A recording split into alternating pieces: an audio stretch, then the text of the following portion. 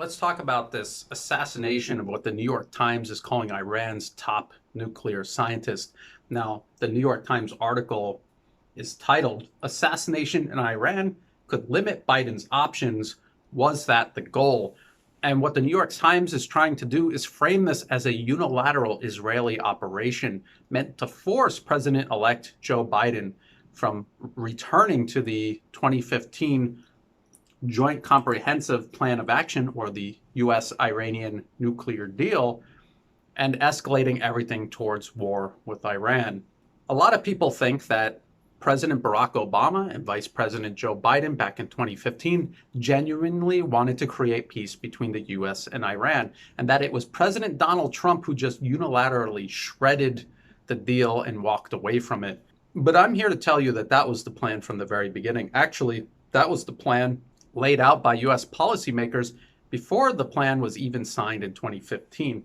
And how do we know that? That's because one of the most prominent policy think tanks in the United States, the Brookings institution, funded by the largest corporate financier interests in the Western world and on Earth today, wrote a paper titled Which Path to Persia? Options for a New American Strategy Toward Iran.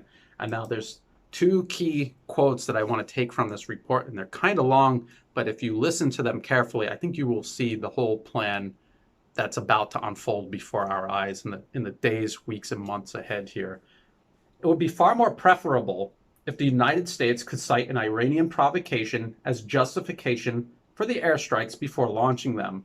Clearly, the more outrageous, the more deadly, and the more unprovoked the Iranian action, the better off the United States would be. Of course, it would be very difficult for the United States to goad Iran into such a provocation without the rest of the world recognizing this game, which would then undermine it. One method that would have some possibility of success would be to ratchet up covert regime change efforts in the hope that Iran would retaliate overtly or even semi-overtly, which could then be portrayed as an unprovoked act of Iranian aggression. Now, the second quote is even more telling.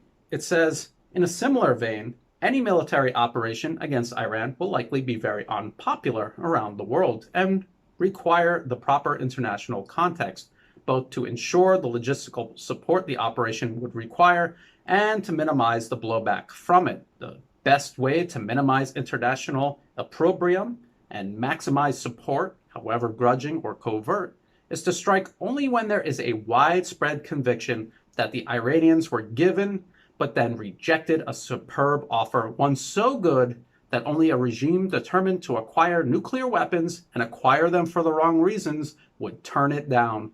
Under those circumstances, the United States or Israel could portray its operations as taken in sorrow, not anger, and at least some in the international community would conclude that the Iranians brought it on themselves by refusing a very good deal. A good deal like the US-Iranian nuclear deal that now an alleged unilateral Israeli operation has made impossible for President-elect Joe Biden to return to. Isn't that convenient? And what the New York Times article itself says is that there might be, some Iranian provocation that could trigger a war between Israel and Iran, or even Israel and the US and Iran, which is also actually in the 2009 Brookings Institution paper, where they say that, Israel might start it, but then the US would be able to jump into it afterwards once it got going. And yes, of course, that is the plan. And what's worse still is that Iran knows that this is the plan, and so they're not going to respond to this provocation. It's like a giant rusty bear trap just laying wide in the open.